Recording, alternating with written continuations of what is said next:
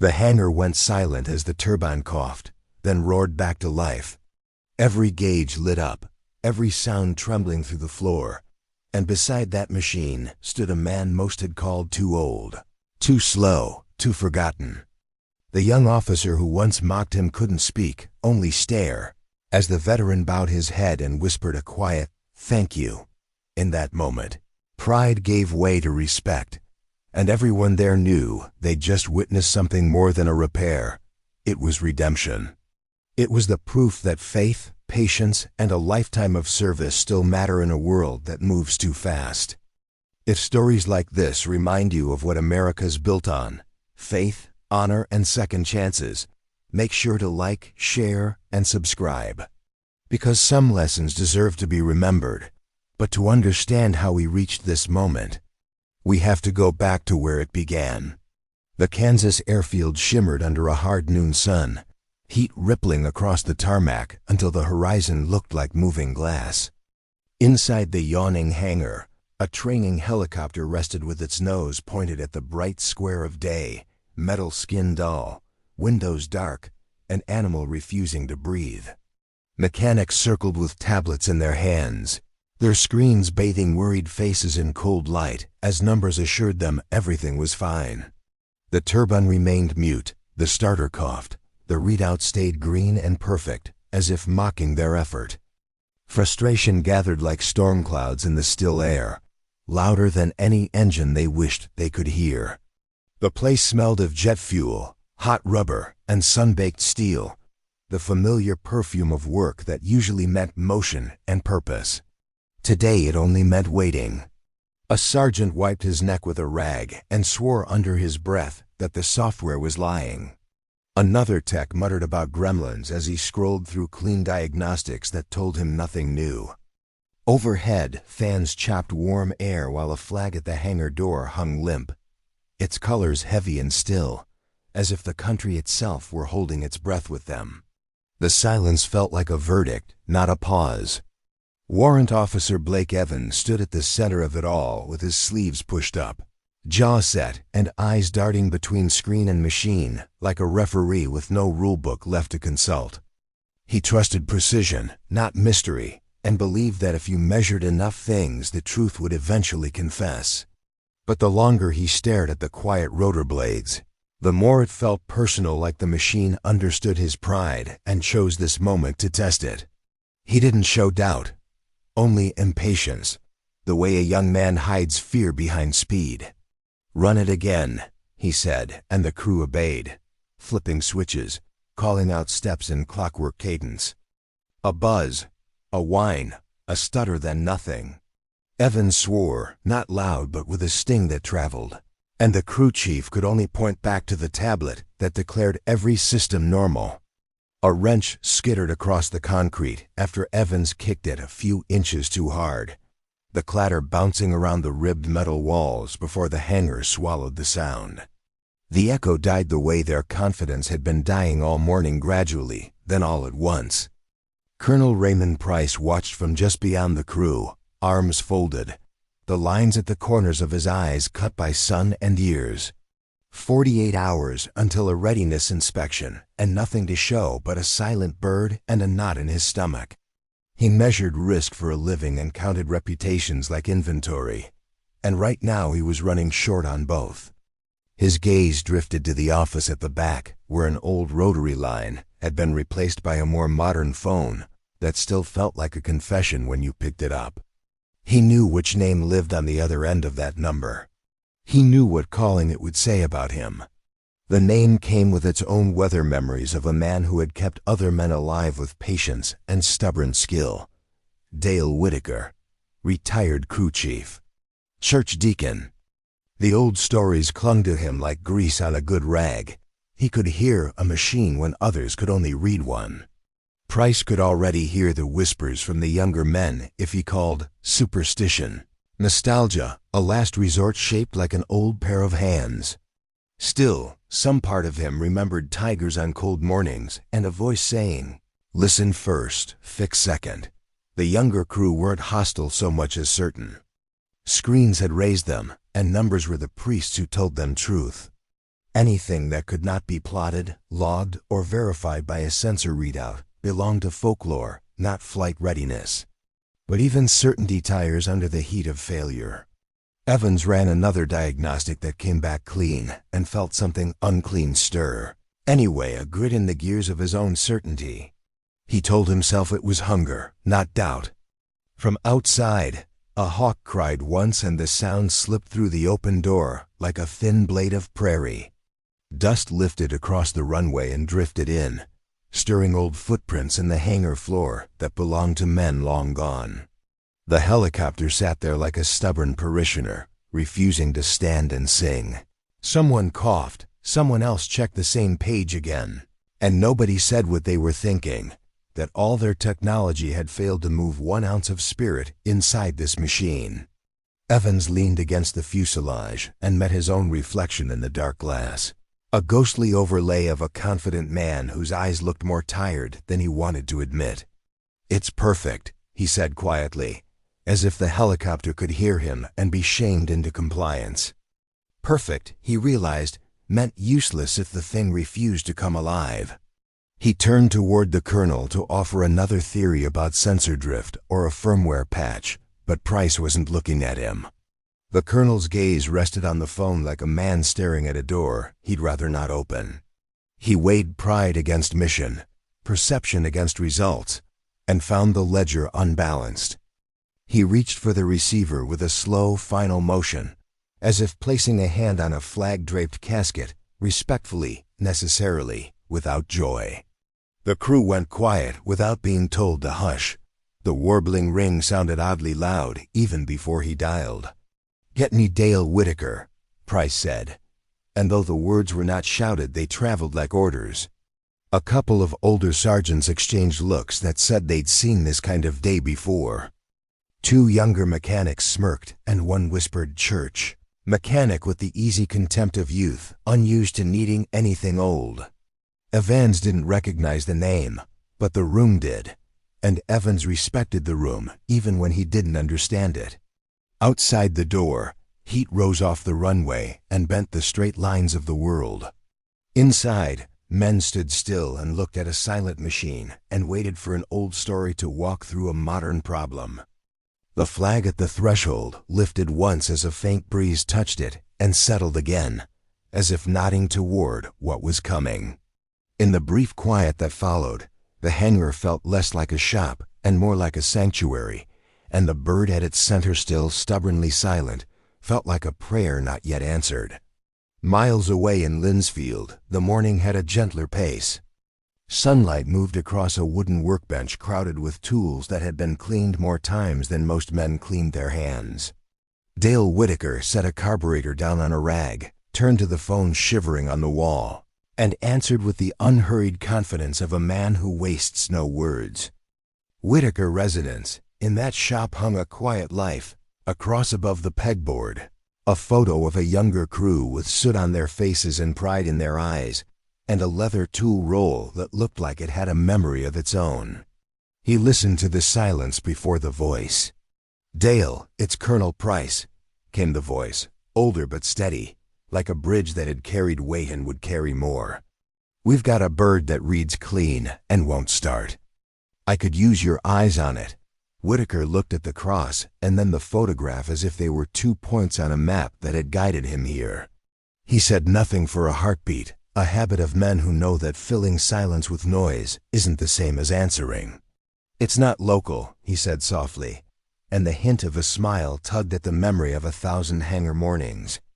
"Must be real trouble if you're calling me." Price gave a quick breath that wanted to be a laugh and couldn't quite make it. That's the truth of it.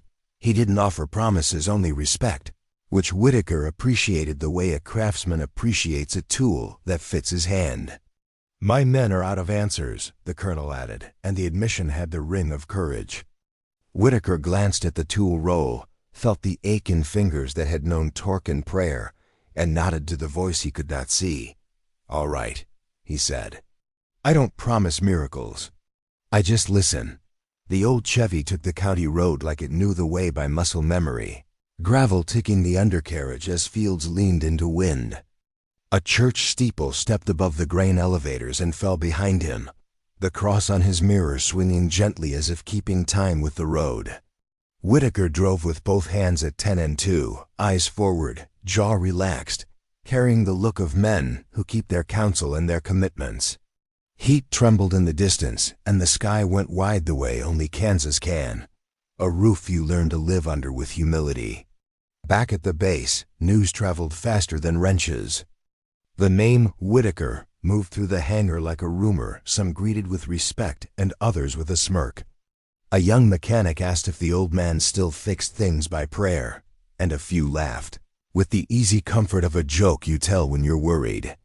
Evans rolled his eyes, felt the laugh try to climb his throat, and swallowed it before it formed. He told himself it was because he respected the colonel. He didn't admit it might also be because a small, stubborn worry had started tapping inside his chest. Colonel Price cut through the chatter with a look and a tone that asked for the best out of people and often got it. "You'll show courtesy," he said, not loudly but with authority that remembered how to be obeyed without shouting. "If Mr. Whitaker gets that engine turning, you'll learn something your tablets can't teach." His eyes slid to Evans, not accusing, just challenging. Evans squared his shoulders and nodded, feeling the heat crawl up the back of his neck anyway. Pride and obedience make a stiff cocktail. He drank it without a grimace. By late afternoon, the air softened around the edges, though sweat still found its way between collar and skin. Distant thunder grumbled from an empty sky, the plane's odd habit of announcing a storm that might never arrive. Men worked at moving nothing, organizing tools they'd already organized, polishing cowling that didn't need it, waiting without wanting to admit they were waiting. A line of dust appeared on the approach road, thin at first, then thicker, as a truck came into shape between the shimmer and the sun. Someone said, "That's him," and no one argued. The truck rolled to a stop as if it respected the quiet it was entering. The door opened, and Dale Whitaker stepped down with unspectacular grace, like a man stepping into church at exactly the right minute. The leather tool belt rode his hip, worn smooth where hands had sought it 1,000 times. His eyes took in the hangar, the men, the bird, and he nodded once to the colonel as if greeting an old comrade without needing to say the history out loud. He walked toward the helicopter not like an owner or a savior, but like a neighbor with a key. Evans moved to intercept, not aggressively, just to put himself between the old and the new. "Sir, with respect," he said, and the words tasted formal in his mouth. "We've run every test. The diagnostics are perfect. There's nothing to—" He caught himself before saying "nothing to hear," because the phrase sounded foolish even to him. Whitaker met his gaze with a patience that didn't challenge and didn't yield. "Then maybe you've been listening to the wrong voice," he said, as if offering the weather, not an argument. Silence rolled across the hangar like a slow tide as eyes moved between the two men. It wasn't the silence of contempt or defeat, nor the quiet of a room adjusting its posture. Price broke it with a nod toward the aircraft and a simple instruction: "Give Mr. Whitaker 5 minutes." Orders moved outward from that sentence, small motions clearing space, hands lowering tools. Evans stepped aside, not retreating, but yielding exactly as much ground as discipline asked of him. Whitaker set his palm on the cool metal of the fuselage, as if greeting a friend who'd forgotten his name. He closed his eyes, not theatrically, just long enough to let the noise inside him settle until the quiet outside could be heard. His fingers explored seams and rivet lines with a familiarity that read like literacy, the way a good pastor can read a life in a handshake. Around him, men held still without meaning to. The fluorescent lights hummed, a breeze nudged the flag, and somewhere on the prairie, a hawk cried again. "All right," Whitaker said softly, more to the machine than to the men. "Let's hear what you've got to say." The old Chevy pickup rolled to a quiet stop beside the hangar, its engine giving one last sigh before settling into stillness. Dust hung in the air behind it, glowing gold in the Kansas sun. Every head turned, curiosity cutting through the heavy air of frustration that had filled the place all morning. Dale Whitaker stepped out, boots touching the ground with the weight of history. His coveralls were faded, his face weathered but composed, the look of a man who didn't need to prove a thing to anyone. In his hand, he carried a leather tool roll older than most of the men staring at him. The hangar went still enough to hear the distant hum of cicadas. Whitaker stood there for a moment, letting the room breathe. His gaze swept across the mechanics, the silent helicopter, and the familiar smell of oil and steel. It was a scent that never left you, even after retirement, a smell that carried both duty and memory. He nodded once toward Colonel Price, who stepped forward to greet him with a firm handshake. "Good to see you, Dale," the colonel said. "It's been a while," Whitaker smiled lightly. "Machines still breaking, men still arguing. Not much changes." A quiet chuckle rippled through the older sergeants who remembered him. The younger ones exchanged smirks they thought he didn't see. Evans, the youngest officer in the room and the loudest skeptic, approached with polite formality. "Mr. Whitaker, thank you for coming. I'm sure the colonel's nostalgia appreciates it." His voice carried the thin edge of arrogance disguised as humor. "But we've already done full diagnostics. The systems are perfect. Whatever's wrong is buried deeper than human hands can find." Whitaker studied him for a second, not as a man offended, but as one measuring the distance between confidence and wisdom. "Then maybe it's not the machine that needs finding," he said evenly, "but the ear that knows how to listen." Evans frowned, unsure whether it was an insult or a proverb. The older man set his tool roll on a bench, untying the worn strap with steady fingers. The tools inside gleamed in neat alignment, oiled, precise, loved. Every wrench and gauge was organized the same way it had been 30 years ago. Evans watched him quietly, half amused, half curious despite himself. Whitaker glanced around and asked softly, "She been prayed over yet?" A few of the younger techs laughed. "We've run her through every test except Sunday service," one muttered. Whitaker didn't flinch. "Might be the one thing that still works." Colonel Price stepped between them before the tension thickened. "Gentlemen," he said, voice calm but commanding, "let's give the man some room. He's here because I asked him." 5 minutes won't kill us." The hangar fell silent again. Whitaker walked toward the helicopter, his boots echoing off the concrete floor. The machine loomed large, proud, and wounded, a beast that once soared, but now refused to wake. The air felt heavy with skepticism. He ran his hand along the side panel, the gesture slow, reverent, almost intimate. "She's been pushed too hard," he murmured, tracing a spot with his thumb. "She's tired." Evans rolled his eyes but said nothing. Whitaker knelt down beside the engine bay, pressing his ear close to the metal. He didn't look at the screens, didn't ask for data, he just listened, tapping the panel lightly, once, then again. The sound told him more than numbers ever could. Around him, the younger crew exchanged glances, torn between disbelief and intrigue. Minutes passed like moments in a church pew. Whitaker stood, wiped his hands on a rag, and turned to the colonel. "I'll need to test her at low throttle," he said. "Just want to hear her heartbeat," Evans objected immediately. "That's against safety protocol, sir." "Unauthorized tests." Colonel Price lifted a hand, silencing him. "Do it," he said. Evans exhaled hard, frustration tightening his jaw, but he obeyed. The order was given. As the crew moved into position, Whitaker nodded once to the man at the control panel. The low whir of the starter broke the silence, the engine groaning in protest. The sound was faint, uneven, but it carried something, an echo, a rhythm Whitaker understood. "Stop," he said suddenly. The engine coughed and died. "You hear that hitch?" The others shook their heads. Evans checked his screen and shrugged. "Nothing abnormal." Whitaker smiled faintly. "That's the problem.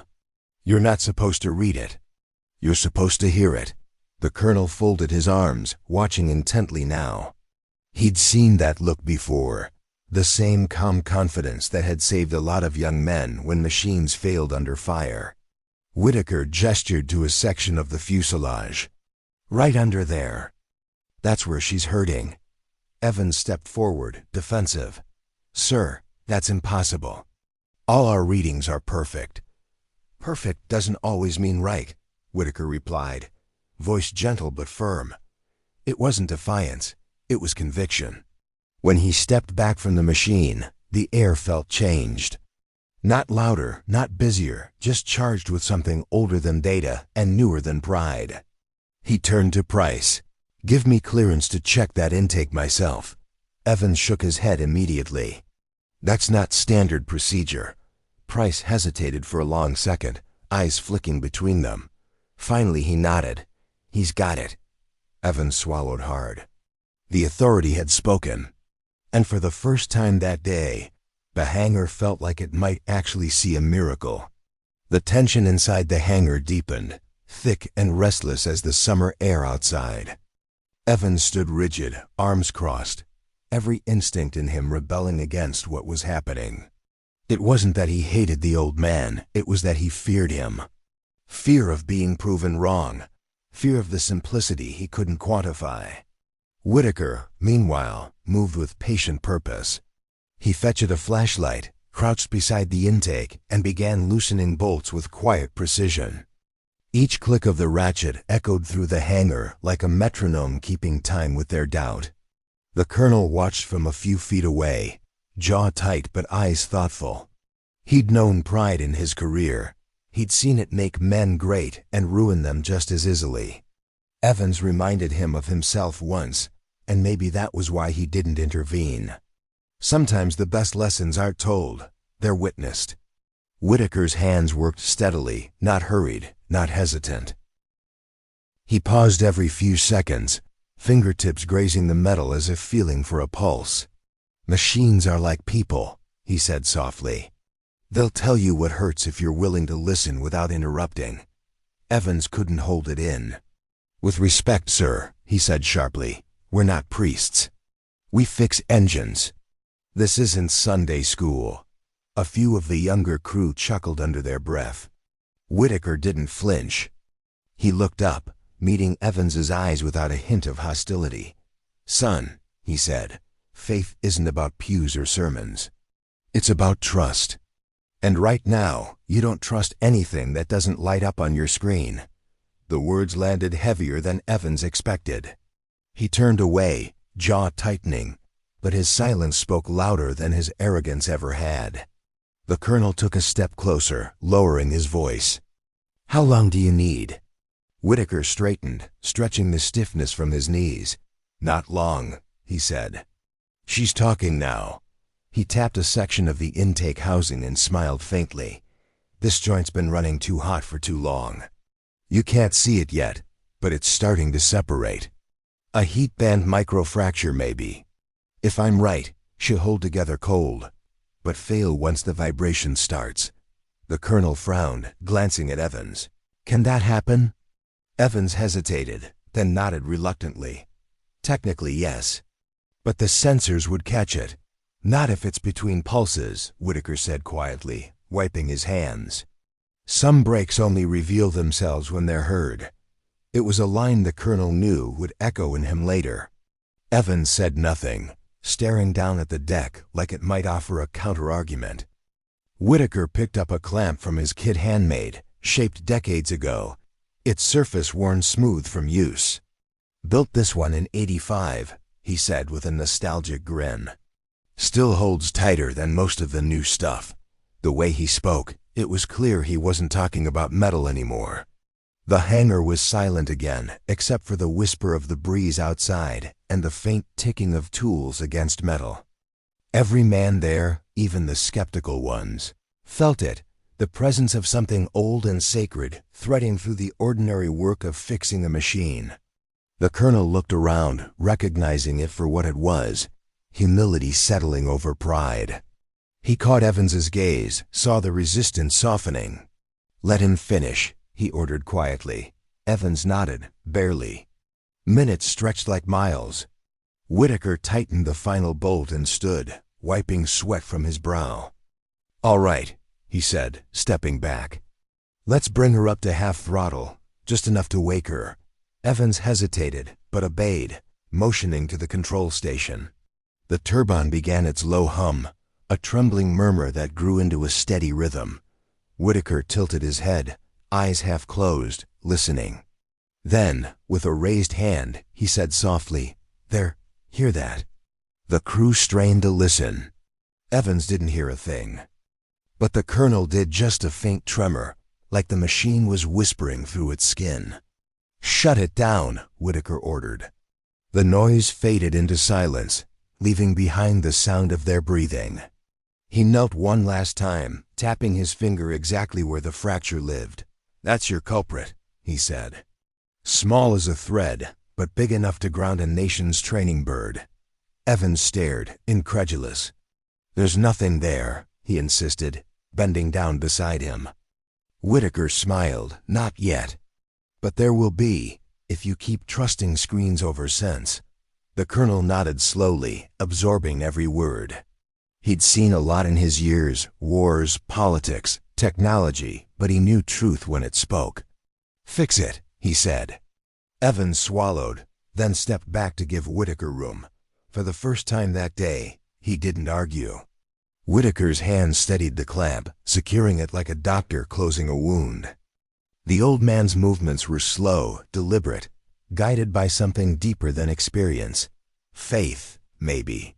Or love for the work itself. When it was done, he stood up and brushed his hands together. The colonel gave a single nod. "We'll test her tomorrow morning," he said. "Let's see if she'll sing for us then." Whitaker smiled faintly. "She will," he said. "She's got good bones and a patient teacher." Evans looked away, his pride quietly cracking in the heat.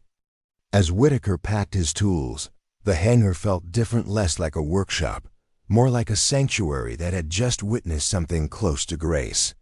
The hangar settled into a respectful hush as Whitaker stepped closer to the bird, the way a chapel quiets when the preacher lays a hand on the pulpit. He didn't reach for a screen, didn't ask for a printout, didn't need a chorus of numbers to tell him what a single honest sound could. He laid his palm flat against the warm skin of the fuselage and let the heat speak, eyes half closed as if he were remembering an old hymn. Dust hung in the beam of a skylight, drifting like slow snow, and even the fans seemed to soften their hum. He was not performing, he was listening. His fingertips traced seams and rivet lines with the fluency of long practice, pausing where the metal carried a different story. He tapped soft, then softer, waiting for the note behind the note, the part a sensor would flatten into averages. He leaned his ear to the panel and breathed with the machine, not trying to force an answer, only offering patience until one arrived. Pride has a fast heartbeat. Wisdom keeps time with the truth. Around him, men held still without being ordered to, drawn by the quiet magnet of competence. "Bring her to idle," he said gently, and the starter keened to life, a thin thread that stretched, quivered, and fell slack as the turbine coughed. "Again?" he asked, eyes on the panel rather than the gauges, body turned so his shoulder could feel the tremor that didn't reach the instruments. The sound came back, a stagger in the rhythm, a catch mid-breath, so slight it hid between vibrations. Whitaker lifted a finger. The crewman cut power. Silence returned like a tide rolling back from the shore. Listening was not dramatic, it was deliberate. Evans hovered at the edge of the circle with arms folded tight, every inch the professional who trusts what he can chart. "Sir, there's no variance on the readouts," he said, voice controlled, words chosen for the record. Whitaker nodded without argument, then let his fingertips walk the intake route again, stopping at a joint that held just a whisper too much heat. "It's not the numbers that are wrong," he said softly. "It's the timing they miss." He spoke like he was easing a young man away from a cliff without shaming him. Colonel Price watched the exchange with the commander's restraint and a neighbor's gratitude. He'd invited this moment at the cost of his own pride, and the room could feel it. Protocol had rules for most things, but not for the kind of knowing that grows in a man's hands over decades of keeping others alive. He took one step back to keep the air clear and let the room learn by seeing. In the stillness, the flag at the door lifted once, then rested like a breath remembered. Whitaker asked for a slow climb through idle, no more, no less, and the crewman obliged. The turbine woke again, sound layering on sound as the bird's voice returned in careful measures. Whitaker stood with head tilted, eyes closed now, listening like a father learning the timbre of a newborn's cry. He counted under his breath, then raised his palm. Cut. The engine sighed down. The room exhaled with it. There, he said, tapping a panel with one knuckle. Hear how she hitches when heat and vibration meet. That's where she's hiding it. A few younger mechanics shook their heads, not in disrespect but in honest confusion. What they heard was noise. What he heard was meaning hiding inside it. Evans glanced at the tablet again, as if the screen might reward persistence with revelation, then finally lowered it, jaw tight. If something's there, we should see it. Whitaker's smile wasn't triumph. It was kindness. Some sins don't show up under bright lights, he said. They confess in a whisper. He unrolled a thin kit of feeler gauges and mirror tools with the ceremony of a communion plate, not because the objects were sacred, but because the work was. Kneeling at the intake scene, he angled the mirror into a dark throat most men only knew by diagram. His other hand rested on the skin of the aircraft as if steadying a skittish horse. Time stretched. The room's rhythm slowed to match the old man's patience. There's a dignity to work done without hurry. When he finally stood, the motion was careful, like a man easing up from prayer. I need authorization to open this section, he said to Price, naming the joint the screens had never accused. Evans stepped forward on reflex procedure, safety, chain of command, but the colonel's hand lifted and the air decided. You have it, Price said. Authority turned from doubt to trust with one sentence, and the crews moved to fetch what the moment required. Sometimes leadership means choosing who to believe. Whitaker rested his tools on a cart and looked once more at the bird, not as a puzzle solved, but as a soul acknowledged. You've been trying to tell them, he murmured, almost too quiet to hear. He wasn't romanticizing metal. He was respecting the lives that would depend on it. Then he rolled his shoulders, flexed the stiffness from his fingers, and got to work. The way good men do when listening, give them enough truth to fix what pride could not. He loosened hardware with crisp, economical turns, each click steady as a metronome, then paused to feel the panel release like a tight jaw unclenching. He set every piece down in order, no flourish, no wasted motion, creating a trail back to wholeness before he'd even reached the wound. The hangar did not cheer, and it did not scoff. It watched, quiet as Sunday, while an old soldier taught it how to hear. The panel eased away to reveal the throat of the intake, all shadow and edges and the faint smell of metal that has seen too much summer. Whitaker bent close. Flashlight angled just so. Mirror slipped into the space where eyes could not travel. He didn't hunt. He studied. A breath, a blink, a subtle shift of light across a hairline that wasn't there, and then was. He did not announce it. He confirmed it twice in silence before he spoke. Bring her to a slow idle again, he said, never taking his eyes from the seam. The turbine's murmur returned, a low tame thunder rolling along the bones of the machine. Whitaker watched how vibration wrote its signature on the metal, tiny movements revealed in the mirror like ripples on a pond. At a certain count, his count, he lifted a finger. Hold. The crew froze the throttle. He looked once more, then tapped the seam with the gentlest touch of a feeler tool. The note that came back was wrong in a way numbers couldn't graph, a dry, tight tick trying to become a tear. He closed his eyes for the length of a prayer and nodded. That's her. Evans stepped in, skepticism carrying the last of its momentum. Sir, with respect, I can't authorize a diagnosis based on. He didn't finish, because he could hear the confidence in Whitaker's voice, even when the old man said nothing. Based on sound and touch, Whitaker supplied calmly. Yes, the oldest tools we've got. He shifted the mirror a fraction, and the shimmer of the hairline showed itself again, small as a thread pulled from a sleeve. Heat band microfracture, he said. Cold she behaves. Warm she widens. The readouts won't catch it because it hides between pulses. A murmur moved through the crew, the kind that isn't gossip but recognition. The colonel leaned in, hands on hips, careful not to crowd the work. Can you stabilize it? He asked, voice even, but carrying more hope than he let show. Whitaker nodded once, already unrolling a strip of a handmade clamp, the sort of thing built on a long-ago night in a long-ago shop when supply couldn't keep up with need. He fitted it in place without hurry, testing tension by feel, the way a violinist coaxes a string to pitch before the song can begin. Evans watched the clamp settle and felt the first crack in his certainty run a thin, unwelcome line through his chest. It wasn't humiliation, it was the shock of seeing a language he didn't speak used to write a truth he couldn't deny. He glanced down at the tablet and, for once, didn't lift it.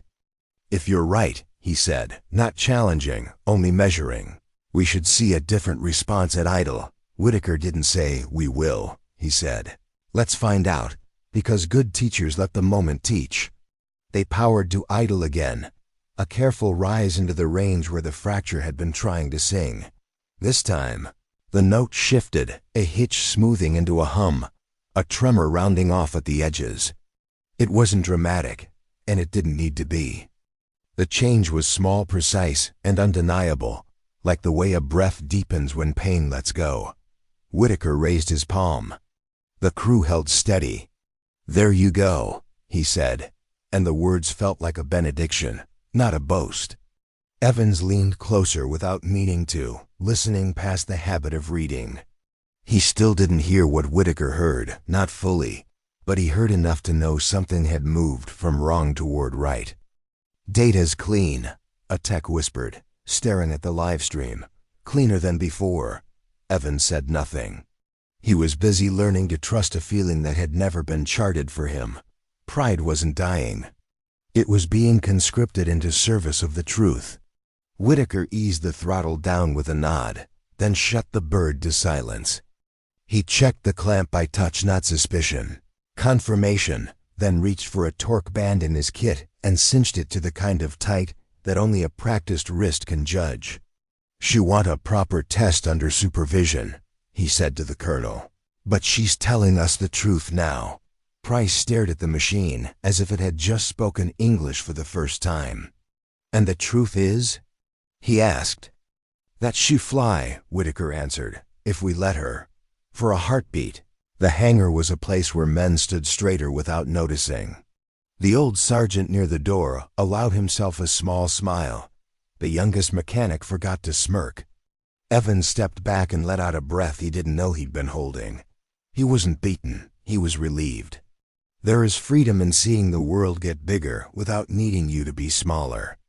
He met Whitaker's eyes and gave the smallest nod a proud man can offer when he is beginning to change. Log the work and prep for oversight, Price ordered, voice returning to its customary steel. Protocol wasn't the enemy, arrogance was. The crew scattered into useful motions, gathering panels, marking steps, writing down what mattered so the moment wouldn't evaporate into story. Whitaker replaced the cover with the same care he'd taken to open it, creating a clean horizon for the next test. He wiped his hands, not because they were dirty, but because the ritual closed the prayer. Outside, the light had shifted toward late afternoon, that golden hour when even machines look a bit more human. Inside, the air felt lighter by a weight no one could measure. Whitaker set his tools aside and rested a palm once more on the bird. "Thank you," he said quietly, and it wasn't clear whether he meant the machine, the men, or the one who had given him these hands and the patience to use them. The work was not finished. It had merely told the truth about itself. And that is where every honest repair begins. Evans stepped in front of the throttle station with a crispness that belonged on parade, not in a hangar that suddenly felt like a courtroom, his posture broadcasting procedure as if it were a shield. He raised his voice just enough to claim the room and cited the page and paragraph of the safety manual, words polished by repetition but edged by pride. Unauthorized tests, unlogged adjustments, and a civilian's hands inside a guarded intake. He stacked the objections like sandbags against a rising river. Around him, the younger tech straightened, relieved to stand on the solid floor of rules when the ground of certainty had shifted under their boots.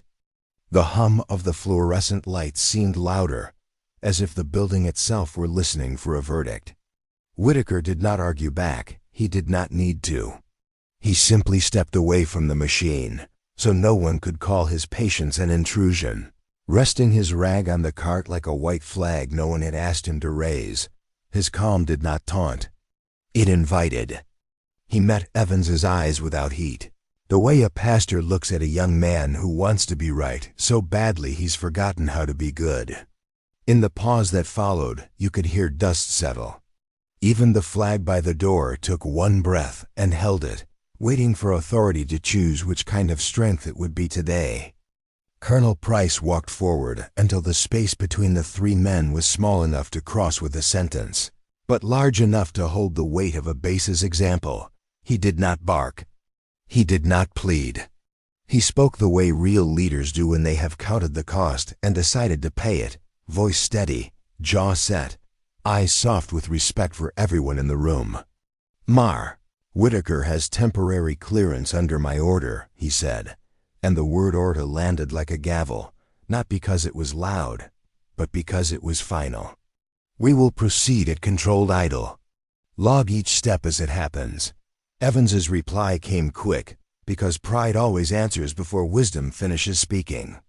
He named precedents, cited liability, and invoked the oversight that would come down on all their heads if anything went sideways, his sentences linking like chain. Yet even as he spoke, he felt the chain weigh his chest more than protect it, a tightening that had less to do with risk and more to do with not wanting to be shown a truth he hadn't found first. He glanced at the tablet in his hand like a man glances at a map when the road is obvious compulsion, not need.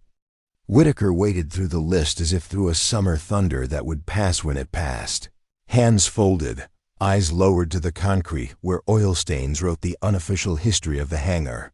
When Evans finished, the old man offered nothing that could be misheard as triumph.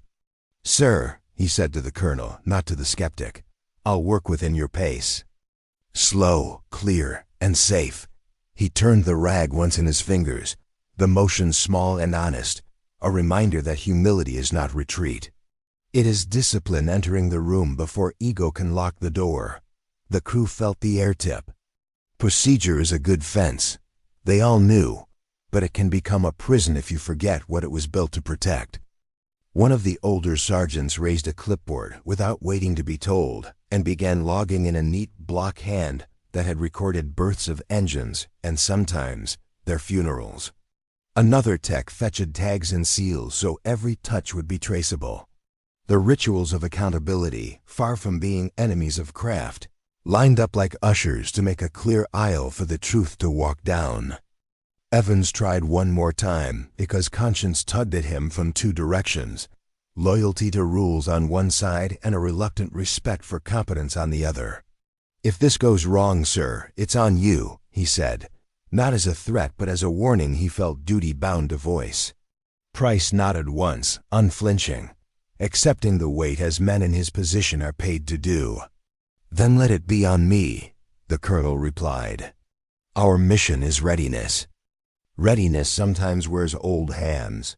For the first time, Evans looked at Whitaker not as a rival to his authority, but as a man with a specific assignment inside a larger one they all shared. The shift was small, noticeable only to anyone who has ever watched pride learn to serve. He stepped aside from the throttle station, not dramatically, just enough to say that obedience was larger than preference. To cover the retreat of his ego, he reached for the checklist and read it aloud, the way a soldier recites creed to remember who he is when feeling is uncertain. "Proceed," Price said, and the word untied the room. Men moved without haste and without hesitation, panels marked, tools signed out, safety lines placed. Whitaker took position like a craftsman called to witness, not a wizard called to perform, his hand hovering a respectful inch from the skin of the machine until the moment came to touch it. Evans stood at his right shoulder now, close enough to see, far enough not to crowd, tablet lowered to the height of a notebook because, for once, he wanted to watch more than record. The hangar was not divided anymore. It had become one body with many parts, working. The turbine's low wake-up murmur rolled across the deck, and every face turned toward the bird like a congregation, leaning toward the first notes of a hymn they know by heart. At Whitaker's small signal, the throttle rose to idle, and the engine's voice came back to the room, a voice Evans had heard 1,000 times and never really listened to. He watched the old man's expression the way you watch a doctor hear a heartbeat on the far side of a stethoscope, searching for the moment when knowledge becomes certainty. When Whitaker lifted his palm, Evans cut power without being told. Obedience had stopped feeling like surrender. It felt like teamwork. Silence returned, but not the heavy kind that had hung over them in the morning. This quiet was clear, ready, waiting. Price let it last a second longer than necessary so the lesson could settle into the grain of the place. "Continue," he said, and no one heard risk in the word now. They heard purpose. Where pride had argued, authority had chosen. Where procedure had threatened to freeze them, leadership had set them moving again, slow and safe and sure, toward whatever the truth would reveal next. Whitaker eased the marked panel away like a man opening a letter he already knew would change something important, his fingertips guiding the torque out of the last screw so no sudden shift would scar the metal. The room leaned in without moving, everyone respecting the small radius of concentration that surrounds real work. Light fell into the intake throat in a narrow band, and the old man bent that light with a mirror until it reached the place only memory and touch had predicted. Years of summers and starts had written their story there in invisible ink. Now the heat and hush combined to make the writing visible. He did not announce discovery. He orchestrated proof. "Bring her to low idle," he said, and the turbine complied with a tame rumble that pressed faint vibrations into the deck and up through boots and bones. He watched the seam in the mirror while his other hand hovered over the skin to feel the song beneath the note. At a precise count he lifted a finger, and the crew held the throttle as if holding breath. The hairline was still a rumor at rest. Then the vibration asked the metal a hard question, and the rumor answered. A thin line breathed open and closed, small as a thought, wicked as a lie. Evans didn't see it first, because doubt always stands one step behind wonder. He saw Whitaker see it, and that was enough to make him look again with better eyes. The old man shifted the mirror a fraction, turning suspicion into sight, and the crack declared itself, a heat-band microfracture, shy in the cold. Brazen once warmth and motion courted it together. Evans's mouth went dry. He heard himself whisper, "I'll be." And he didn't finish the sentence because there are moments when speech is a poor translation of humility. The tablet in his hand suddenly felt like a photograph of a sunrise, while the real thing was happening in front of him. Whitaker did not gloat. He simply nodded in a way that thanked the machine for telling the truth when it was finally asked the right way. "There you are," he said, and the words were kind, as if he'd found a child who'd been hiding because she was afraid of being blamed. He reached into his kit and lifted a clamp that didn't look like anything in the supply catalog, its edges softened by time, its shape tuned by need, the sort of tool built on a night when the parts truck came late and men still had to fly. He fit it to the joint with the intimacy of someone who knows exactly how much pressure a wound can bear and still heal. Price stepped closer, careful of the line where observation becomes interference, and asked the necessary question. Temporary or true? Whitaker snubbed the clamp by degrees, listening with fingertips and mirror for the instant when tension moved from fight to harmony. "True enough to get her honest," he said. "And honest is what you test to."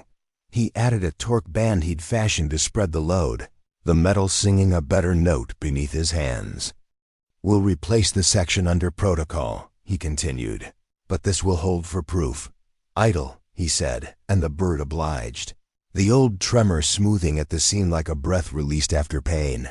The room didn't cheer, it exhaled. A couple of the younger mechanics blinked hard, as if dust had found their eyes. Evans leaned so close to the mirror, he could see his own stunned reflection in the bright oval. A young officer standing beside his first teacher, who wasn't a screen. The data feed on the far monitor stabilized a shade tighter than before, but it was the room's posture that told the true story, shoulders lowering, jaws unclenching, faith rising in the space where pride had crowded it out. Evans finally found his voice, and it sounded different than it had in the morning, less stainless, more human. "I didn't hear it," he admitted, the confession addressed to everyone and to one man in particular. "I kept looking where the numbers were loud." Whitaker wiped his hands and shook his head in a gentle no, not to scold, but to rescue. "You were faithful to your tools," he said. "Now add ours." He tapped his chest with 2 fingers, a small sign that meant hands, ears, patience, and the kind of respect you bring to anything that carries lives in it. The colonel gave the order that sealed the pivot from mystery to method. "Log the defect, log the stabilization, prep for supervised run," he said, voice all mission again but warmed by gratitude. Clipboard scratched. Tags clicked into place. A camera snapped a record still, so that no one in some distant office could accuse them of storytelling. Process, properly honored, stepped back into its rightful role as guardrail, not governor. And for the first time that day, the manual felt like a partner instead of a wall. Whitaker replaced the panel with the care of a man laying a stone back into the foundation of a house worth living in. Each screw turned to a memory of torque that his wrist alone could measure. When he was done, he rested his palm on the bird as if closing a prayer book. The hangar carried a silence that wasn't empty. It was full of what they had just seen together, the kind of shared truth that turns crews into teams and teams into something like family. Out beyond the doors, the prairie light had gone honey-soft, forgiving everything it touched. Evans stood beside the older man and for once didn't reach for a clever remark to hold his ground. He stood on gratitude instead, an unfamiliar but solid place. "Thank you," he said, and the words sounded like a beginning. Whitaker nodded once, eyes kind, the lines at their corners deepening with a smile that didn't need teeth to be real. "Start by hearing before you speak," he answered, and though he spoke it to one man, the whole room received it as instruction, not rebuke. They powered everything down and secured the space for the oversight to come, closing the day without drama, without victory laps, without the noise that often tries to cover the holy. The flag at the door stirred once in a breeze that carried the smell of cut grass from somewhere outside the fence. The men drifted toward their chores, lighter than they had come. On the bench, the handmade clamp lay for a moment in a beam of late light like a relic from another age, which it was, and also a tool perfectly fit for this one. Tomorrow would bring authority, test, and proof. Tonight had already brought something harder to measure and far more important. The crack revealed, the lesson received, and the ground laid for redemption to finish its work. The hangar had settled into a rhythm as honest as a heartbeat. Tools returned to their trays, panels tagged and logged, men speaking in that low register workmen use when the important thing is listening. Whitaker's clamp sat under the resecured skin like a secret kept for the sake of the whole. Evans, quieter now, checked the perimeter, not to find fault, but to make sure nothing careless would stain what had been gained. Colonel Price signed a line on a clipboard and looked to the doors, calculating the hours until oversight. The air felt light enough to lift, like a congregation after a good hymn. Then the sound arrived, tires biting gravel with urgency, a hard turn taken just outside the threshold, the unmistakable authority of engines that never idle for long.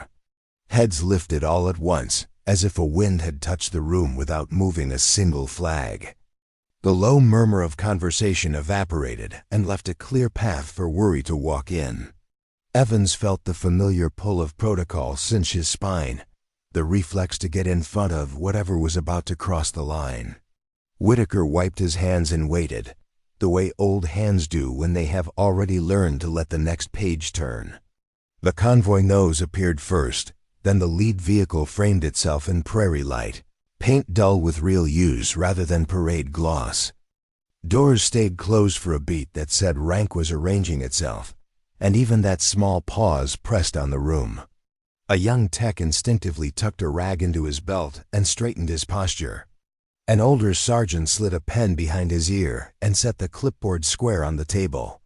The hangar transformed itself into an inspection photograph without being told, a place that remembered how to stand still and be counted. Evans glanced at the colonel and read nothing careless on that weathered face, only readiness and a quiet prayer that the right kind of recognition would arrive. He stepped forward to the edge of the work zone, his voice low as he issued the basics. Remain at stations. No one touches the bird, all documentation visible. He said it without the brittle edge of earlier, and the crew respected him for it.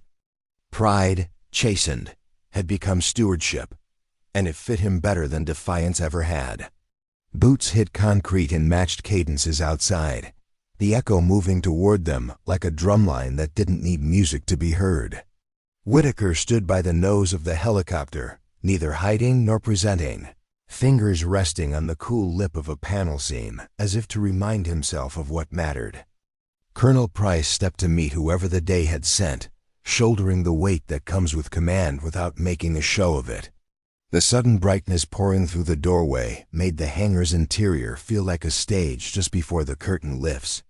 A young aide appeared first, crisp enough to cut paper, eyes scanning and cataloging, presence announcing rather than explaining.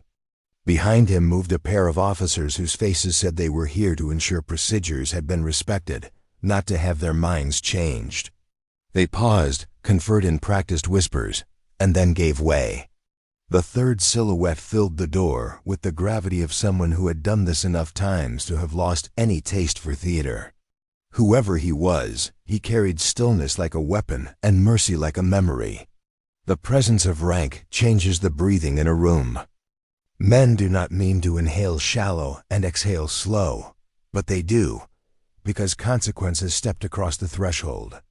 Evans felt it and squared himself to it, shoulders back, jaw set, tablet at ease in his hand, but not between him and the moment. He told himself that whatever happened now, records were clean, steps were logged, safety had been honored. He believed it, and the believing steadied him in a way numbers alone never had. Whitaker's eyes did not leave the bird, as if keeping faith with the patient when the surgeons step in. He had known too many moments when the difference between blame and blessing turned on, whether men remembered why they had gathered in the first place. He patted the metal once gratitude, not ownership, and looked up. The arriving officer's shadow crossed the deck and slid toward him like evening. An instinctive hush fell, a silence shaped not by fear but by reverence for a decision about to be made in front of them. Colonel Price stepped into that hush and lifted his chin a quarter inch, the smallest signal that he would not apologize for trusting craft. He turned to face the entrance as the aide announced title and name, syllables that rang like metals pinned to a chest in a quiet hall. The words weren't necessary to feel the weight. The room already knew it. Engines ticked cooling outside. The smell of hot rubber mixed with jet fuel and old oil, a scent that belongs to places where lives are lifted and kept. The moment held, stretched, and then broke not with reprimand, not with thunder, but with the simple act of a man crossing a floor he had crossed in wars and peacetime alike. The interruption had arrived. Judgment followed behind it like a familiar, inevitable friend. He stepped through the bright rectangle with his cover tucked under his arm, and his gaze already measuring the room not for fault but for truth. The lines on his face had been written by years of service rather than minutes of sleep. His posture said he had buried boys and promoted men and kept his promises to both.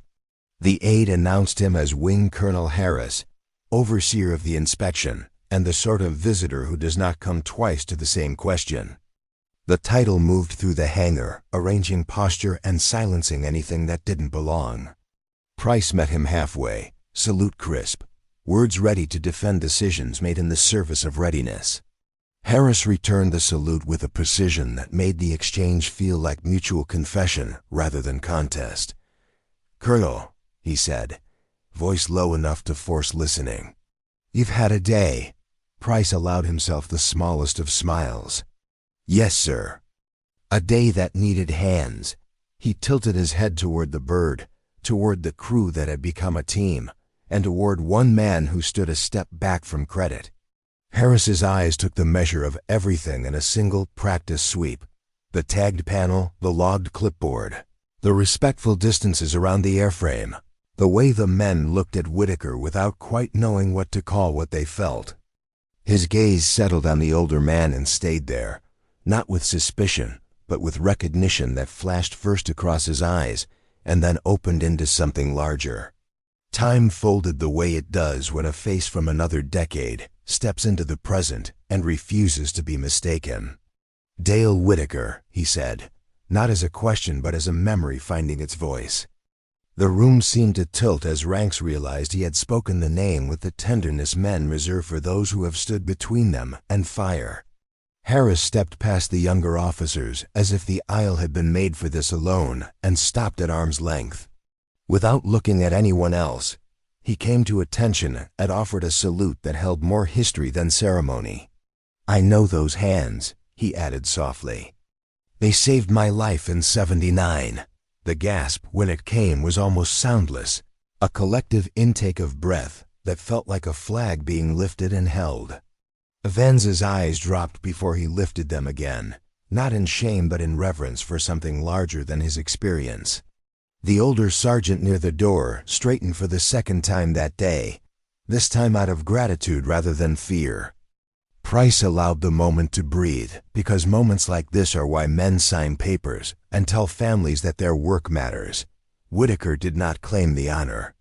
He returned the salute in a modest half measure, the way a deacon nods when someone says the sermon found them at just the right time. "We were a whole crew that day," he said. "Your orders got us home." Harris's smile was quick and private, the kind a commander gives a man who just wrote the truth in a sentence that could have courted vanity. "Maybe," he answered. "But it was your listening that kept the metal honest." He turned slightly so the room could hear the next words. "Proceed under my authority." Authority changed color as soon as he said it. It stopped being a threat and became a shelter. Evans felt the knot in his chest loosen, the strange gratitude of being led settling over him like shade after harsh sun. "Sir," he began, and his tone had no blade in it now, "I objected on protocol earlier." "I'll log that objection and the withdrawal." Harris nodded, not to humiliate, but to honor a young officer who had just told the truth about himself in public. "That's good soldiering," he said. "Keep that."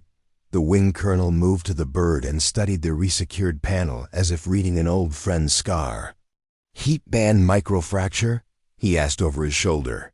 Whitaker confirmed with a single word, then described the signature, how it hid in the pulse gap, how vibration coaxed it into confession, how the clamp and band were proof enough to test without pretending the work was finished.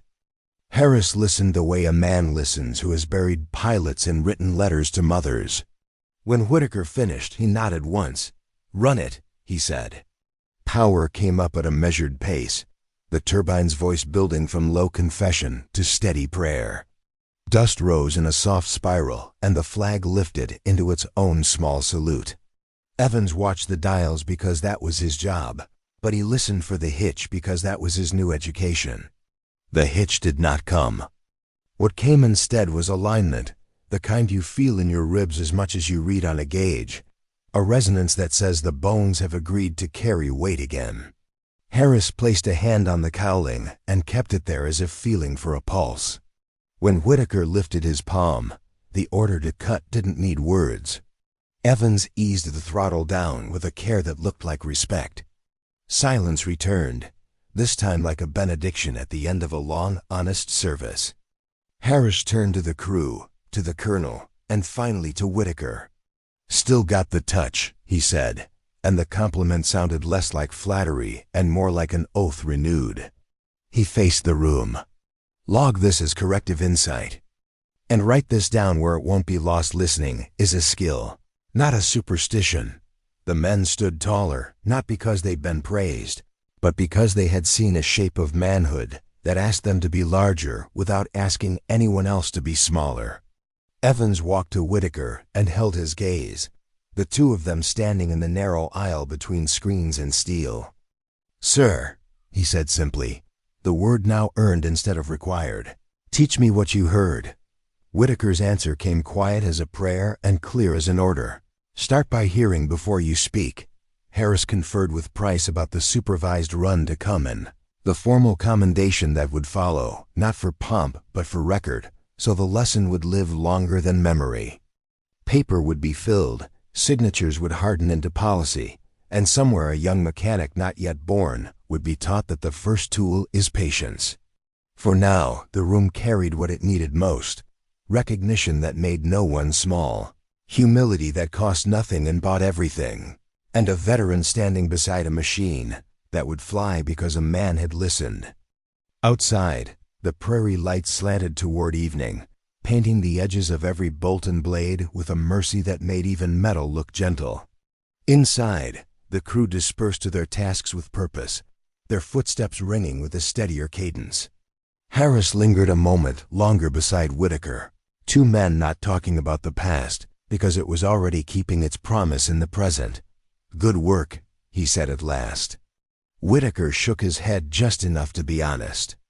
"Good grace," he answered, and let his hand rest once more on the bird that had remembered how to breathe.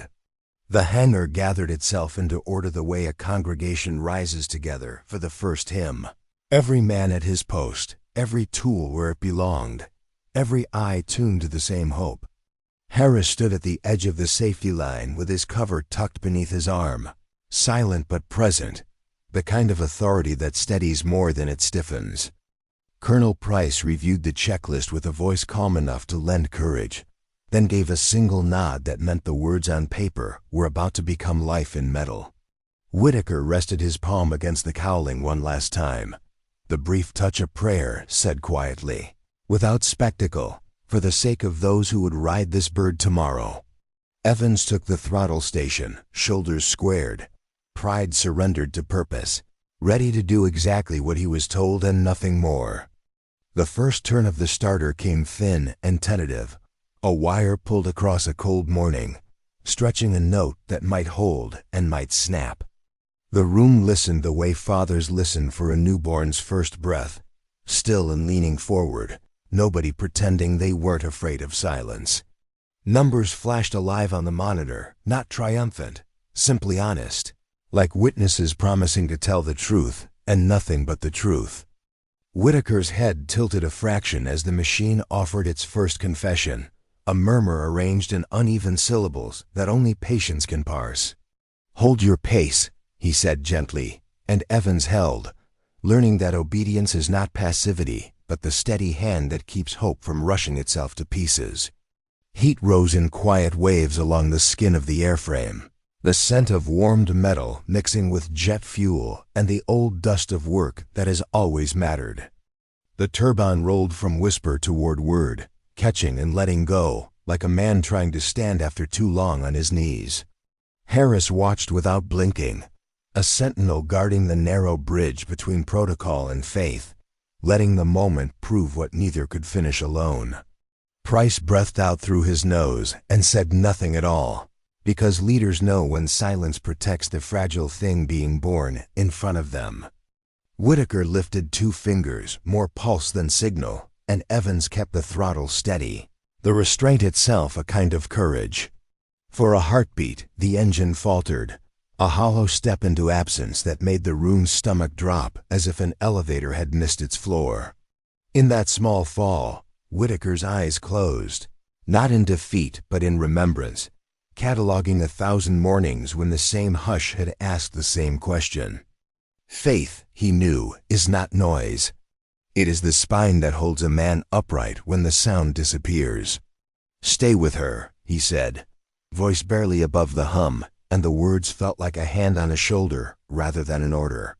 Evans stayed, and the bird, gathering herself, answered the mercy with one more try. The ignition found purchase like boots finding rock, the thin thread of sound thickening into something that could carry weight. Vibration smoothed along the deck, not the rattle of complaint, but the low, even promise of work accepted. The monitor's lines drew themselves straighter, as if numbers, when told the truth, preferred discipline to drama. Price's chin lifted a quarter-inch, the smallest victory salute a commander allows himself before the mission is complete. Harris's jaw relaxed. He did not smile, but the room felt him choose gratitude over scrutiny. Whitaker moved his hand from the cowling and let it hover, listening with his fingertips to the agreement now forming between heat and steel. The clamp beneath the panel did its quiet duty, spreading tension like a wise word spoken into a room that had almost chosen anger. "Ease 2 points," he murmured, and Evans eased, discovering that gentleness could be as precise as any rule he'd ever enforced. The engine's breath deepened, steady as a man who has decided to forgive and live. A whisper of breeze found the flag at the door and lifted it, not in ceremony, only in honest response. They held there, not for show, but to be certain that triumph was not just a lucky moment disguised as proof. In that hold, the crew remembered why they had signed their names years ago, to keep people alive, to honor those who hadn't come home, to be men whose craft could be trusted. Whitaker's eyes opened and found Evans's, and in that look the young officer saw no hint of, "I told you," only the invitation of "come with me." Fear loosened its grip on the room and left behind a sane respect, the kind that makes careful men careful in the right ways. "Throttle down," Harris said at last, and obedience, warm and willing, carried the order to completion.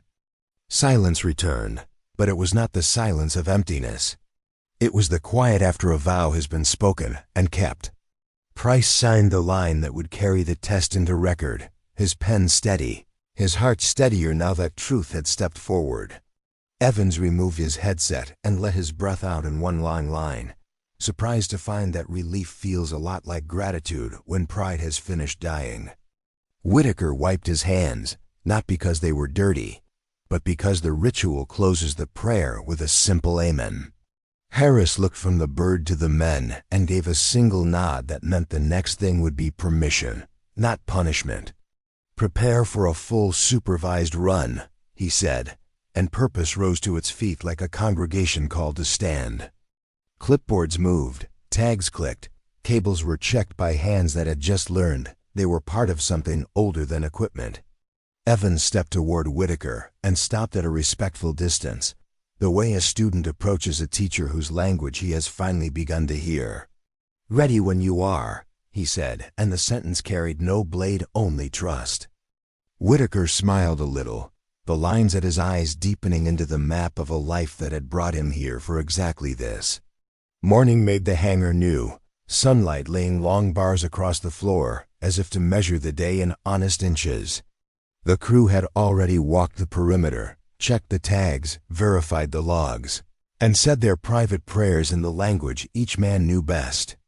Harris stood where he had stood before, not as a judge but as a witness, understanding that some ceremonies are simply work done right, in sequence, with humility.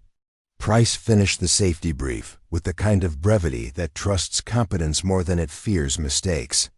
Whitaker touched the cowling once, the quiet blessing of a craftsman who knows grace when he feels it. "Bring her up," Harris ordered, and the room translated command into careful motion, every hand a syllable in the same sentence. The starter wound, the turbine caught, and the low voice of the machine rose from throat to chest, filling the space without pushing anyone out.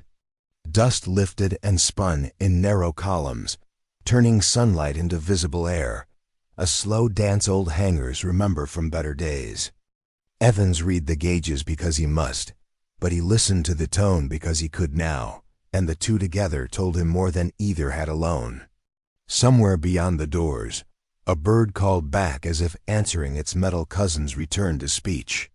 Whitaker watched the harmonics settle the way a shepherd watches a flock come to stillness on good pasture. The clamp beneath the panel held its quiet gospel, distributing strain like a deacon passing bread, firm, fair, enough for all that needed it.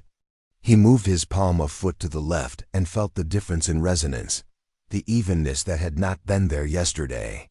"Step her to take off power in increments," he said, and Evans complied, neither rushing nor dragging, the way good men steward what isn't theirs. The rotor disc blurred into a clean circle, wind pushing into the hangar with the generosity of something that has remembered its purpose. Numbers aligned in disciplined columns, heat and pressure finding agreement without the drama that had drained them before. Evans reported each threshold with a voice no longer trying to sound older than it was, just honest, just clear, just enough. Price listened with half his attention on the readouts and half on the faces of the men, knowing that the best measurement of a day is what it makes of those who live it. Harris laid his hand on the cowling, and the old habit of checking by feel made a quiet circle with Whitaker's faith, authority, and craft meeting where truth lives.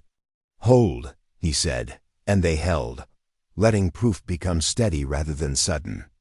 The wind from the rotor pushed tears to the corners of eyes that would not admit to tears, and no one made a joke to hide the feeling. Across the floor, the flag lifted and unfurled itself bright and plain, not as decoration, but as a statement of belonging that requires neither speech nor applause. Evans glanced at Whitaker and found the old man watching the machine the way a father watches his son resolve to be the kind of man his family can count on. The young officer gave the smallest nod, not to win approval, but to say thank you for a door opened into a room he hadn't known existed. In the steady roar, the room found peace. A paradox soldiers understand better than anyone. "Power down," Harris called, and obedience flowed again, slow and careful, returning strength to rest the way a river returns to its banks. The turbine's voice descended through familiar notes until silence took the room in clean hands and set it gently where it belonged. For a few seconds no one moved, as if motion might smudge what had just been written into their memory with a permanent marker. Then men exhaled, tools clicked into trays, and the work of gratitude began. Paperwork, signatures, the ordinary liturgy that lets good news endure. Whitaker drew a breath that sounded like relief and thanksgiving braided together. Harris stepped forward, not with theatrics, only with the gravity of someone careful about what he blesses. He faced the crew first, then the colonel, and finally the man who had taught them all to hear. "Still got the touch," he said, and the line, plain as bread, fed everyone in the room. He turned to the recorder. "Log corrective action as verified. Note tactile diagnosis and stabilization as decisive factors. Recommend procedural training update." The words would travel farther than the wind had. Into binders, into briefings, into the places where policy learns from humility. Evans approached Whitaker without the armor of a smile and without the need to hide behind a perfect salute. "Sir," he said, and the word meant respect now, not rank. "If you've got room for a stubborn student, I'd like to learn to hear." Whitaker's eyes warmed the way morning warms frost off a field, and he answered with a sentence the room had already begun to practice. "Start by hearing before you speak," he said, then added, "and listen first to the people you're responsible for." Evans nodded, the lesson taking root where pride had once kept the soil hard. Price gathered the men in a loose half-circle, no formation, just family, and offered thanks in the simple language of leaders who remember names. He named the young tech who had tagged the panel right, the sergeant whose neat block letters had kept their steps honest, the officer who had the courage to change his mind in public. He saved Whitaker for last, not as a show, but to let gratitude collect and pour. "Thank you for reminding us that progress honors the past, it doesn't erase it," he said, and the sentence felt like a cornerstone dropped true. Applause rose, not ceremonial, just men telling the truth with their hands. They began to disperse into the patient work of securing and scheduling. But the hangar held something lighter than it had the day before. It felt like a place where a boy might grow into a man without having to pretend, where a machine might be more than a problem to solve, where listening might become policy instead of rumor. Harris lingered beside Whitaker for a breath, and spoke in a tone that belongs to men who have carried each other through storms without saying much about it. "Good work," he said. Whitaker shook his head and let his hand rest on the bird one more time. "Good grace," he answered, and the room agreed without a word. Out beyond the doors, the prairie waited the way it always has, wide, honest, forgiving, and the flag at the threshold settled back to stillness. Inside, the crew returned tools, closed logbooks, and found themselves changed by something small as a hairline and vast as a vow. The thunder had returned, not to frighten or boast, but to remind them what sound a faithful life makes when it is asked to carry weight. Tomorrow would bring commendations and a crowd. Today had given them the thing those papers try to preserve: a machine ready to serve, and men ready to serve with it, because somebody listened. The hangar filled before noon, not with ceremony for ceremony's sake, but with the kind of gathering that happens when word travels that something old and good has walked back into the world. Mechanics lined the walls in clean coveralls. Commanders stood alongside crewmen with clipboards, and a half-dozen townsfolk from the base chapel slipped in at the back, faces bright with quiet pride. The flags at the threshold were straightened, the floor swept until it held a dull, honorable shine, and the bird sat centered like a patient that had survived and would be stronger for it. Harris took his place where work meets witness, hands behind his back, eyes kind and exacting all at once. The room breathed as one, waiting for truth to be named where everyone could hear it. Price stepped forward first, voice steady with that farmer's plainness Kansas gives to honest men. He spoke the record, the failure that read as perfect, the patience that heard what numbers could not, the clamp that held because experience shaped it more than steel. He named names, not just officers, but the young tech who logged the panel, the sergeant whose block letters kept the day honest, the crewman whose restraint at the throttle was courage disguised as obedience. When he said Mr. Dale Whitaker, the sound of the name lifted like a hymn's chorus remembered after years away. Heads turned, and a few hats pressed to chests without anyone telling them to. Harris came next, no theatrics, only the gravity that follows men who have paid for their wisdom in miles and funerals. He told a story the room had not expected to hear, of a night in '79 when smoke had turned a cockpit into a coffin and a young crew chief's calm had walked men back from the edge. He did not linger in sentiment. He let the lesson stand. Listening saved lives before it saved machines. "I know those hands," he said, and the line rang like steel tapped true on an anvil. Every face found Whitaker then, not as a legend, but as a man whose habits could be learned. He called the crew to attention and read the commendation, dry words on paper that still managed to carry warmth because they were deserved. For corrective insight under pressure, for exemplary application of tactile diagnostics, for modeling humility, patience, and readiness.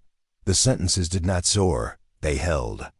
When he finished, Harris stepped off the edge of rank and walked to Whitaker, closing the last 2 feet with a salute that belonged more to memory than to protocol. Whitaker returned it simply, the corners of his eyes creasing like a man smiling without needing to show teeth. Applause rose and did not flash out quickly. It grew, deepened, settled, the way rain soaks a field that needed it. Some clapped with both hands. Some clapped with one and used the other to wipe a cheek as if dust had found them. The helicopter's skin caught the light and sent it back in soft pieces, and for a moment the hangar felt like a chapel that had hosted a wedding and a homecoming at the same time. When the sound finally eased, men stood straighter, not because they had been ordered to, but because honor does that to a spine. Price offered Whitaker a small box, not fancy plain blue, with a felt bed, and inside lay a medal that meant the base would remember him when the men in This room had moved on or passed on. Whitaker didn't reach for it quickly. He let the colonel place it in his hands with the care of men who understand that tokens are not trophies. They are reminders to live up to what they stand for. He looked at it once, long enough to fix it in the kind of memory that shapes mornings, and then he nodded. "Thank you," he said, and the words sounded like gratitude to God as much as to men. Harris, turning to the recorder, spoke the part that made the honor practical. "Recommend the development of a training module tactile diagnostics integrating sensory methods with modern procedure," he said. "This is not nostalgia. This is readiness." Pens moved, heads nodded, and a handful of young techs unconsciously leaned forward, as if the future had just stepped into reach. Evans, standing near them, felt hope loosen the last knots pride had tied in his chest. Training meant this wouldn't die when the day ended. Whitaker was asked to say a few words, and he obeyed the way he always had without flourish. "Machines carry people," he said, "so we owe them honesty. Numbers tell a lot of truth. Hands hear the rest.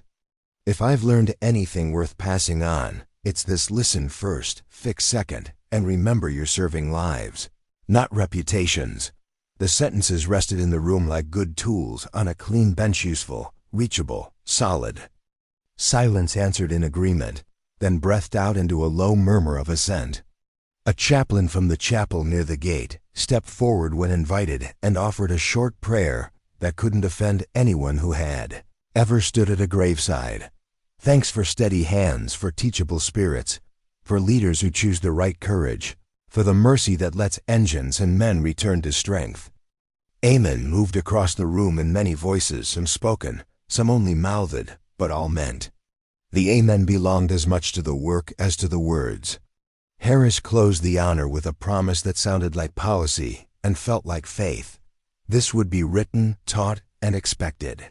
The crew broke formation into the simple motion of handshakes and backclaps and quiet congratulations, the kind that don't try to outshine the reason they exist. Evans found Whitaker, hesitated, then extended a hand with the open honesty of a man new to manhood. Whitaker took it, warm and firm. "We'll start this afternoon," he said, as if the medal had already fulfilled its purpose by inviting someone else to the work. The hangar returned to its gentle noise tools, placed, doors rolling, voices low and good. The medal stayed in its small box, tucked under Whitaker's arm like a folded letter from an old friend. Outside, the prairie waited wide as ever, the kind of country that makes a man want to be dependable. Inside, the birds stood ready and the men stood readier, and honor settled over the place the way evening settles over weak quiet, golden, enough. Later, after the crowd thinned and the light leaned long through the hangar's high windows, Evans approached Whitaker by the workbench where the leather tool roll lay unfastened like a half-finished sentence. He didn't come with a speech this time. He came with an honest face. "Sir," he said, and the word had softened into friendship without losing a drop of respect. "I thought I knew what listening was. I was waiting for numbers to confirm what I already believed." He glanced at the helicopter, then back. "If you're willing, I'd like to learn your way the right way." Whitaker didn't answer at once. He closed the tool roll with the same care he opened it, tying the strap, flattening the fold, making order so the lesson would have room. "My way," he said softly, "isn't mine. It's what I was given by men who carried me when I didn't know enough to be useful yet." He set a palm on the bench, feeling the grain the way he feels aluminum, and looked the young officer in the eye. "We start with quiet. Then we learn to name what we hear without pretending we've mastered it. Then we act, slow and sure." He handed Evans a simple tool, a mechanic's stethoscope, the rubber a little cracked, the metal polished by years of habit. "First lesson," he said. "Find 5 sounds every other man in this room will miss, and write what each one is trying to tell you." Evans accepted it like a recruit receiving his first rifle, not as a toy but as a trust. He placed the earpieces, touched the chest to the skin of the machine, and frowned at the flood of noise that had never seemed so complicated before. Whitaker smiled faintly. That's good. Confusion means you're hearing more than you knew to expect. They walked the airframe together, Whitaker's hand hovering without grabbing, Evans's posture slowly unclenching as attention replaced anxiety. Hear that? The old man asked near the intake, and Evans, brow knotted, said, I think I do. Now describe it without measuring it, Whitaker said, and Evans tried talking about tremble and roundness and a slight scrape in the song. The words felt clumsy, like boots too big, but they held. Good, Whitaker said. Precision will come. First you need honesty. At the throttle station, Evans practiced restraint, nudging power the length of a breath and then waiting, learning that the minutes between adjustments teach more than the adjustments themselves. My father used to say, don't talk while the field is telling you where it's soft, Whitaker offered, and the small-town line unfolded in Evans's mind like a map of a country he wanted to live in. Machines have fields, two places where they give way if you don't respect them. Evans nodded, shorthand for a promise he intended to keep. Price passed by once, saw the two of them bent over the same panel like a father and son at a kitchen table, and kept walking without interrupting. Some promotions a commander writes. Some he watches unfold and is wise enough not to rush. Harris paused later, listening from a distance as Whitaker asked and Evans answered, as pride kept its distance and curiosity took the front seat. He allowed himself a small satisfaction. Policy would change because two men changed. When the lesson paused, Whitaker offered the line Evans had already heard and now had the patience to receive. Start by hearing before you speak, he said, then added the part that deepened it into something a man could build a life on. And when you speak, make sure your words serve the work, not your image. Evans looked down, breathed once, and said, Yes, sir, meaning both obedience and relief. He felt it, how light a job becomes when you set down the burden of being impressive. They sat on the edge of the deck for a minute, boots dangling, the way men do when something big has happened and they want to honor it without smothering it. I was hard on you, Evans admitted, eyes on the scuffed concrete. More than I had a right to be. Whitaker's answer was simple. You were guarding what you were given. Now you're guarding it better. The sentence landed like a hand on a shoulder, firm enough to steady, gentle enough to heal. A few of the younger techs drifted over, drawn by the sight of their officer learning with them instead of above them. Whitaker split the stethoscope time without comment, sending them to find their own 5 hidden sounds and come back with words. Laughter rose once or twice, not to mock, but because discovery tastes good when it's shared. Even the helicopter seemed to approve, the hangar's acoustics turning their small voices into something warm and communal. Before they broke for supper, Evans reached for the tool roll to carry it to the locker, then stopped, unsure if that was too familiar. Whitaker gave a nod that said trust, and the young man lifted it carefully, surprised at how light it felt. Tomorrow, Whitaker said, we'll talk about touch, how torque is a sentence you finish with your wrist, not your wrench. Evans grinned in spite of himself. Yes, sir. I'll be early. Be on time, Whitaker replied, and the joke landed soft and right. Evening came on honest and slow, the prairie throwing long shadows into the hangar until the bird looked like it was already flying on a darker sky. The metal stayed in its box on the bench, and no one reached for it. They had something better to hold. Men clocked out, but they didn't leave unchanged, and the air kept a flavor of gratitude that made the place feel almost like home. Whitaker stood for a moment with his hand on the machine, then lowered it and whispered the prayer he always whispers when the day has done what it was sent to do. The lesson of humility had not been taught by a speech, it had been learned by watching a man live. Evening laid a soft gold across the base, washing the hangar doors and the runway with that forgiving light Kansas saves for days worth remembering. The bird rested under it like a faithful horse unsaddled after a hard ride.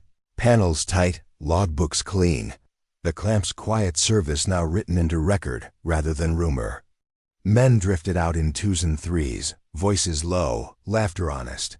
The kind that returns after strain has done its work and left only gratitude. Beyond the fence, wheat nodded like a congregation hearing the final hymn. Inside, the air kept the faint scent of fuel, hot metal, and good labor sacred as incense to those who know. Whitaker walked the length of the airframe one last time, not to check, but to say thank you the way a craftsman does, with touch more than talk. His fingertips paused at the seam where the lie had tried to live, then moved on, a benediction in motion. He was not a man made larger by this day. He was a man returned to size, exactly the measure God had cut for him a long time ago. He looked toward the service gate and pictured the small house with the cross over the pegboard, the workbench that would still be warm from morning sun. The same prayer that had started the day rose to meet its end. Make these hands useful and keep my heart quiet. Evans found him near the nose. The stethoscope looped over his shoulder like a new kind of rank. He didn't rush the moment. He matched the older man's pace and stood beside him, shoulder to shoulder, eyes on the bird that had taught them both something. I wrote the 5 sounds, he said, tapping his notebook with a sheepish half-smile. Turns out my first language is loud, but I'm learning the quiet. Whitaker chuckled under his breath. Most of us start loud, he answered. The trick is living long enough to choose otherwise. They stood there a while, saying nothing more because nothing more was required. Price stepped into the wide doorway, cover tucked under his arm, the lines around his eyes deepened by a fatigue that felt for once like accomplishment. He didn't call them over. He walked to them, closing the distance that rank often keeps and friendship often bridges. I sent the packet, he said, meaning the training update and the commendation notes, and the simple truth written into policy. They'll make it real for places we'll never see. He nodded at the bird and then at Whitaker. You gave us something that won't wear out. The older man shook his head. I just passed along what didn't wear out in me. Harris lingered a step behind, listening the way commanders do when they intend to leave a thing better than they found it. He looked younger in the low light, perhaps because gratitude does that to a face. Tomorrow we fly her with students on board, he said. Not for show, for trust. He extended a hand to Whitaker, the shake firm, brief, exact. We'll name the module after the work, not the man-tactile diagnostics, so it belongs to everyone. Whitaker smiled. Good. If it's worth anything, it already does. The colonel released his grip, but not the feeling. Still, he added, quieter, some of us will remember the name that reminded us to listen. The chapel bell at the edge of base rang the hour, a single note that drifted over concrete and grass and into the open hangar like a reminder that time keeps its own counsel. Men paused without meaning to, heads dipped. Motion stilled for the length of one long breath. When it faded, life returned, but gentler, like a river after flood crest. Evans cleared his throat. Sir, he said to Whitaker, I'll teach the checklists better now, not lighter better. Whitaker tilted his head. Teach your men to trust the checklist, and to trust their hands under it. Both truths hold. The young officer tucked that sentence away like a spare fuse, knowing it would save him one day. They watched a final crew secure the doors on the tool cages. Tags aligned, locks clicked, every small obedience adding up to a kind of worship. The flag at the threshold eased towards stillness, the day's last breeze smoothing it flat, then letting it rest. Price looked out past the runway to where the prairie met the sky and smiled with only his eyes. There's a boy out there, he said, not yet old enough to shave, who'll learn this next year and keep somebody's daughter safe because he did. Harris nodded. That's why we get up early, he answered. Not medals. Mornings like that.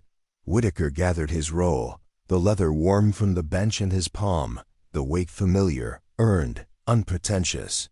The small blue box with the medal stayed where it was for a moment longer, as if asking permission to mean something without mattering too much.